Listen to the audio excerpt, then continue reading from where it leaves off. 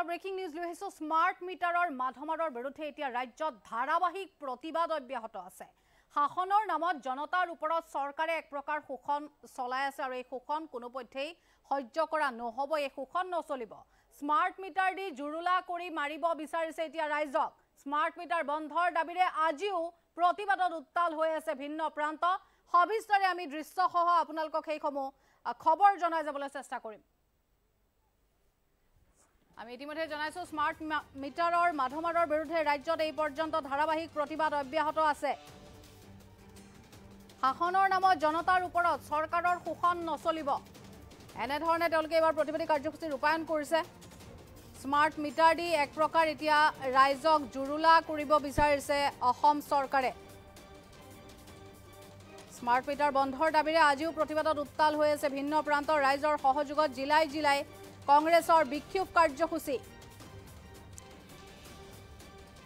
আৰু স্মাৰ্ট মিটাৰৰ নামত আসলতে যি এক বৰ্তমান সময়ছোৱাত ষড়যন্ত্ৰ চলিছে যি ডকাইতিৰ অভিযোগ তুলিছে বৰ্তমান একাংশই আৰু তাৰ পাছতে চৰকাৰক তেওঁলোকে তীব্ৰ সকিয়নি দিছে ঠায়ে ঠায়ে প্ৰতিবাদত উত্তপ্ত পৰিস্থিতি আৰক্ষী প্ৰতিবাদীৰ এবাৰ হতাহতি দেখিবলৈ পোৱা গৈছে বিশেষকৈ এই যি প্ৰতিবাদী কাৰ্যসূচী তাৰ মাজতে আৰক্ষী আৰু প্ৰতিবাদকাৰীৰ মাজত এইবাৰ তীব্ৰ হতাহতি স্মাৰ্ট মিটাৰৰ আসলতে যি বিৰুদ্ধে এনে ধৰণে প্ৰতিবাদী কাৰ্যসূচী ৰূপায়ণ কৰা হৈছে আমি দৃশ্যাংশসহ আপোনালোকক দেখুৱাই যাবলৈ চেষ্টা কৰিম আসলতে ৰাজ্যৰ বিভিন্ন প্ৰান্ততে আজি এনে ধৰণৰ এক পৰিৱেশে বিৰাজ কৰি থকা দেখিবলৈ পোৱা গৈছে যদি আমি বালিপাৰাৰ কথা কওঁ তেনেহলে বালিপাৰাটো একেই পৰিৱেশ বালিপাৰাত আজি এনে ধৰণে প্ৰতিবাদী কাৰ্যসূচী তেওঁলোকে ৰূপায়ণ কৰা দেখিবলৈ পোৱা গৈছে হাতত এনে ধৰণে বেনাৰ পোষ্টাৰ লৈ তেওঁলোকে প্ৰতিবাদত নামি পৰিছে বিহপুৰীয়াটো একেই পৰিৱেশ দেখিবলৈ পোৱা গৈছে স্মাৰ্ট মিটাৰৰ নামত এক প্ৰকাৰ লুণ্ঠন যেন চলাই আছে চৰকাৰে বিলাসীপাৰাৰো আমি দৃশ্যাংশ আপোনালোকক দেখুৱাই যাম বিলাসীপাৰাটো আজি একেই পৰিৱেশ বিলাসীপাৰাত এনেধৰণে এইসকল লোকে প্ৰতিবাদী কাৰ্যসূচী ৰূপায়ণ কৰে ধেমাজিটো এক প্ৰকাৰ ব্যতিক্ৰম নহয় ধেমাজিটো আজিৰ দিনটোতে একেই পৰিৱেশে বিৰাজ কৰি আছে ৰাইজৰ সহযোগত এনেধৰণে সকলোৱে মিলি আজি প্ৰতিবাদত বহা দেখিবলৈ পোৱা গৈছে ধুবুৰীটো আজি প্ৰতিবাদী কাৰ্যসূচী ৰূপায়ণ কৰা হৈছে স্মাৰ্ট মিটাৰৰ নামত যি আসলতে ডকাইতি কাৰ্য বৰ্তমান চলাই আছে তেওঁলোকে এনেধৰণে অভিযোগ তুলিছে বৰ্তমান ৰাজ্য চৰকাৰে এক প্ৰকাৰ লুণ্ঠন কৰি আছে লুণ্ঠন চলাই আছে সমগ্ৰ আসলতে সাধাৰণ জনতাৰ ওপৰত এইফালে গোলকগঞ্জতো একেই পৰিৱেশ দেখিবলৈ পোৱা গৈছে যেনে ধৰণৰ এক ধাৰাবাহিক প্ৰতিবাদ আজি চলিছে ৰাজ্যৰ বিভিন্ন প্ৰান্ততে আমি সবিস্তাৰে আপোনালোকক জনাই গৈছো বালিপাৰা বিহপুৰীয়া বিলাসীপাৰা ধেমাজি ধুবুৰী গোলকগঞ্জ গৌৰীপুৰ খুমটাইত আজি তীব্ৰ প্ৰতিবাদী কাৰ্যসূচী ৰূপায়ণ কৰা হৈছে প্ৰখৰ ৰ'দকো নেওচি তেওঁলোকে আজি এনেধৰণে প্ৰতিবাদত ওলাই অহা দেখিবলৈ পোৱা গৈছে তেওঁলোকে প্ৰতিবাদ কৰিছে স্মাৰ্ট মিটাৰ দি এক প্ৰকাৰ ৰাইজক জুৰুলা কৰাৰ আসলতে এনেধৰণে চেষ্টা চলাই আছে ৰাজ্য চৰকাৰে আৰু বিশেষকৈ আসলতে কালিৰে পৰা দেখিবলৈ পোৱা গৈছিলে মুখ্যমন্ত্ৰীগৰাকীৰ আসলতে স্মাৰ্ট মিটাৰক লৈ যি প্ৰসংগত তেওঁ প্ৰতিক্ৰিয়া ব্যক্ত কৰিছিলে তাৰ পাছতে মুখ্যমন্ত্ৰীগৰাকী কিন্তু বাৰম্বাৰ উভতি ধৰি আছে বিৰোধী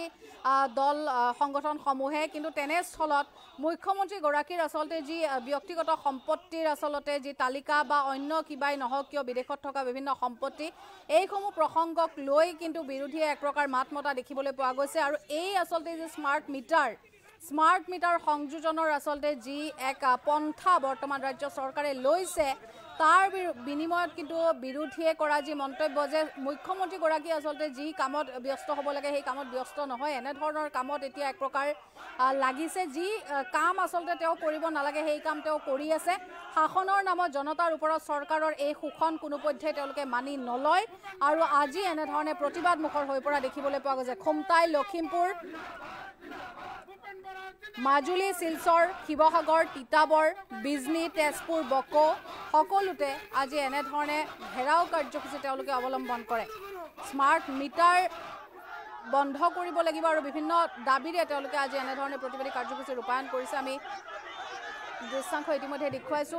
জিলাই জিলাই কংগ্ৰেছৰ আজি বিক্ষোভ কাৰ্যসূচী ৰাজ্যৰ বিভিন্ন প্ৰান্তত আজি একেই পৰিৱেশ চাৰিফালে কেৱল প্ৰতিবাদ আৰু প্ৰতিবাদ স্মাৰ্ট মিটাৰৰ নামত ডকাইতিৰ অভিযোগ তুলি তীব্ৰ সকিয়নি এইবাৰ কংগ্ৰেছৰ চৰকাৰক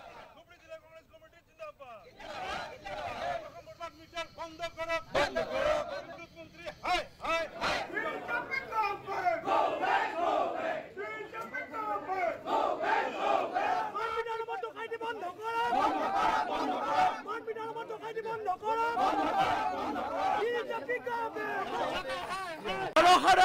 স্মাৰ্ট মিটাৰ জৰিয়তে যি শোষণ কৰিছে, শাসনৰ নামত হিমন্ত বিশ্ব চৰকাৰে যি শোষণ কৰিছে, তাক আজি আমি তীব্ৰ বিৰোধিতা কৰিছোঁ। অহা 15 দিনৰ ভিতৰত স্মাৰ্ট মিটাৰ সমগ্ৰ অসমৰ পৰা প্ৰত্যাহাৰ কৰিবৰ বাবে দাবী জনাইছোঁ। অসম তথা ভাৰতবৰ্ষতে গোটেই বিদ্যুৎ বিভাগক লৈ অসমবাসী ৰাইজে প্ৰতিবাদ কৰিব লগা হৈছে। আমি স্মাৰ্ট মিটাৰ বহোৱাৰ পিছত আমি ভাবিছিলোঁ স্মাৰ্ট মিটাৰ যোগেদি ঠিকে চলিব, কিন্তু স্মাৰ্ট মিটাৰ বহোৱাৰ লগে লগে ইমানে বিল বাঢ়িছে, গোটেই দেশখনক জনসাধাৰণক জুৰুলা কৰি মাৰিছে। গতিকে অসম চৰকাৰক আমি উচিয়াই দিছোঁ, হিমন্ত বিশ্ব শৰ্মা ডাঙৰীয়াক আমি ইয়াৰ পৰাই উচিয়াই দিছোঁ যে আপোনালোকে যদি শক্তি বিভাগ মন্ত্ৰীৰ দায়িত্ব পালন কৰিব নোৱাৰে তেতিয়াহ'লে আপোনালোকে ৰিজাইন দিয়ক। ব্লক কংগ্ৰেছ কমিটিৰ উদ্যোগত এই প্ৰতিবাদী কাৰ্যসূচী আমাৰ এটাই দাবী, যি স্মাৰ্ট মিটাৰ বন্ধ কৰিব লাগে আৰু আগৰ যি মিটাৰ আছিলে সেই মিটাৰ চালু কৰিব লাগে। আপোনালোকে নিশ্চয় জানে যে অসমৰ মুখ্যমন্ত্ৰী ডাঙৰীয়াই কেন্দ্ৰৰ যিখন নিৰ্দেশনা সেই নিৰ্দেশনাকো ইয়াতে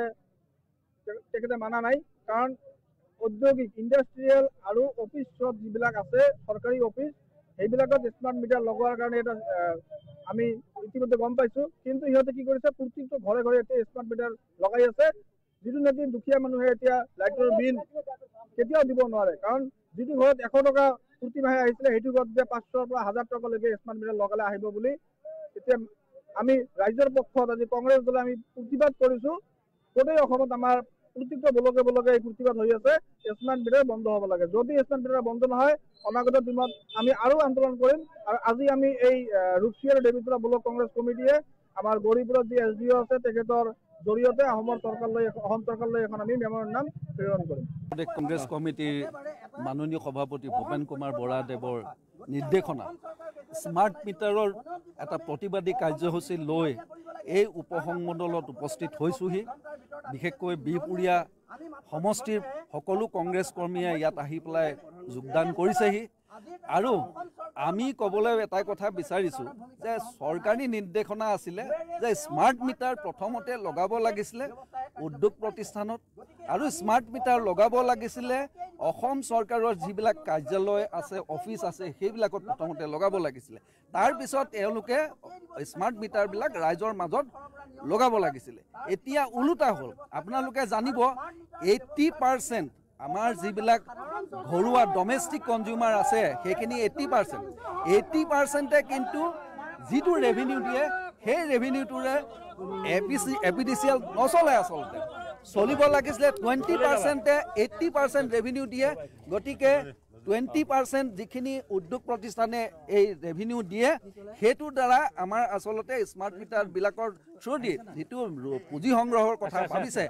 ৰাজহ সংগ্ৰহৰ কথা ভাবিছে, সেইটো সেইধৰণে হ'ব লাগিছিলে। কিন্তু চৰকাৰী নীতি নিৰ্দেশনা উলংঘা কৰি পেলাই হিমন্ত বিশ্ব শৰ্মাৰ চৰকাৰে একপক্ষীয়ভাৱে কি কাৰণে জনসাধাৰণক আহুকালত পেলালে।